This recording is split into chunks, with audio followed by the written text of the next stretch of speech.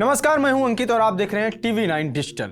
नेता प्रतिपक्ष बनने के बाद राहुल गांधी पहली बार यूएस गए हैं, जहां यूनिवर्सिटी ऑफ टेक्सास के एक कार्यक्रम में वो बीजेपी और आरएसएस पर हमलावर दिखे। हालांकि विदेश यात्राओं के दौरान प्रधानमंत्री मोदी और आरएसएस पर गांधी का ये पहला तंज नहीं है। चाहे वह जर्मनी हो, ब्रिटेन या फिर सिंगापुर, राहुल गांधी का ज्यादातर विदेशी दौरा विवादों में रहा है। बीजेपी या उसका आईटी सेल राहुल की बातचीत के किसी खास हिस्से को देश और लोकतंत्र का मजाक बताते हुए पेश करती रही है, जिसे भाजपा भारत की अंतरराष्ट्रीय स्तर पर किरकिरी कहती है। कांग्रेस उसे कई बार तथ्य और बातों को तोड़ मरोड़ कर विवाद बनाने के आरोप जड़ती रही है।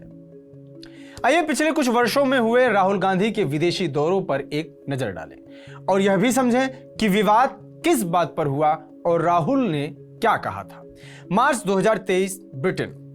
राहुल गांधी पिछले साल मार्च महीने में ब्रिटेन दौरे पर गए थे। इस दौरान राहुल गांधी ने कहा कि इजरायली स्पाईवेयर पेगासस उनके सहित बड़ी संख्या में राजनेताओं के फोन पर इंस्टॉल किया गया था। यह भी दावा किया कि बहुत से खुफिया अधिकारियों ने उन्हें फोन पर सावधानी बरतने को कहा। उनके इस बयान के चलते बीजेपी समेत कई विपक्षी नेताओं से आलोचनाओं का सामना करना पड़ा था। मार्च 2023, अमेरिका। राहुल गांधी का यह अमेरिकी दौरा ऐसे समय में हुआ था जब कर्नाटक विधानसभा चुनाव में कामयाबी से पार्टी का मनोबल बढ़ा था। तब अमेरिका में राहुल ने कहा था, भारत में लोकतंत्र खतरे में है। उन्होंने अल्पसंख्यकों, दलितों और अन्य लोगों पर कथित हमलों का भी जिक्र किया। उस वक्त भी बीजेपी ने कहा कि राहुल गांधी ने भारत की छवि को बदनाम करना अपना काम बना रखा है। मई 2022, ब्रिटेन। सीबीआई ईडी की पाक से तुलना।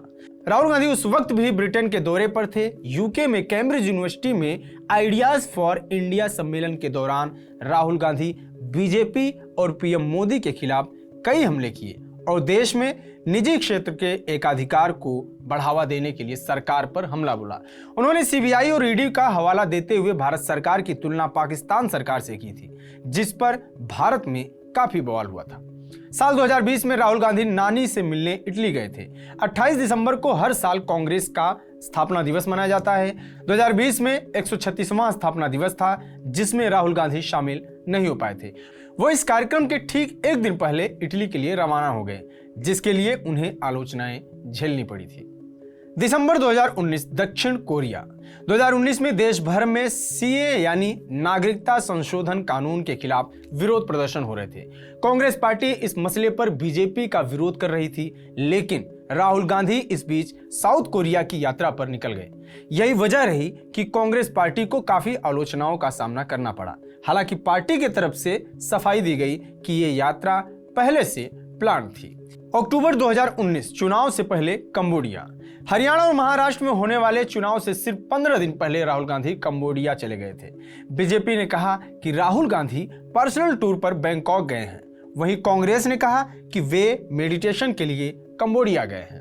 वहीं साल 2018 में भी कर्नाटक चुनाव के ठीक बाद राहुल गांधी पूर्व कांग्रेस अध्यक्षा सोनिया गांधी के साथ विदेश यात्रा पर गए, जिसकी वजह से कांग्रेस जेडीएस गठबंधन में बनी सरकार को पोर्टफोलियो बंटवारे में देरी का सामना करना पड़ा।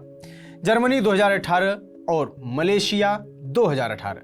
राहुल गांधी उस साल जर्मनी के हैम्बर्ग में थे, जहां उन्होंने अपने भाषण के दौरान भारत में महिलाओं के खिलाफ हो रही हिंसा और देश में बढ़ रही लिंचिंग का मुद्दा उठाया। राहुल गांधी ने देश में लिंचिंग की घटनाओं को बेरोजगारी की वजह से लोगों में पैदा हुए गुस्से से जोड़ा था, जिस पर वो बीजेपी के निशाने पर थे। 2017 में राहुल गांधी अमेरिका के 2 हफ्ते के दौरे पर गए थे। अमेरिका में राहुल गांधी ने भारत में बढ़ती हिंसक घटनाओं को लेकर बीजेपी पर निशाना साधा। राहुल ने विदेश में जाकर यह बात इसलिए कही क्योंकि 2017 में सितंबर में बेंगलुरु में एक पत्रकार गौरी लंकेश की उनके घर में ही हत्या कर दी गई थी। कुछ ही महीने बाद गुजरात, हिमाचल प्रदेश में विधानसभा चुनाव होने थे। हालांकि दोनों राज्यों में कांग्रेस पार्टी चुनाव हार गई थी। तो यह थी राहुल गांधी की विदेश यात्राएं, जहां उन्होंने बीजेपी की और भारतीय जनता पार्टी की सरकार के बारे में कुछ न कुछ बोला और उसके बाद भारत में विवाद हुआ। बीजेपी ने कहा कि ये देश को बदनाम करने की एक कोशिश है, जबकि कांग्रेस ने कहा कि ये सिर्फ और सिर्फ एक प्रोपोगंडा है जो बीजेपी फैला रही है। दरअसल ऐसा कुछ नहीं है, ये सच्चाई है। इसी तरह की तमाम और खबरों के लिए बने रहिए टीवी 9 डिजिटल के साथ। नमस्कार।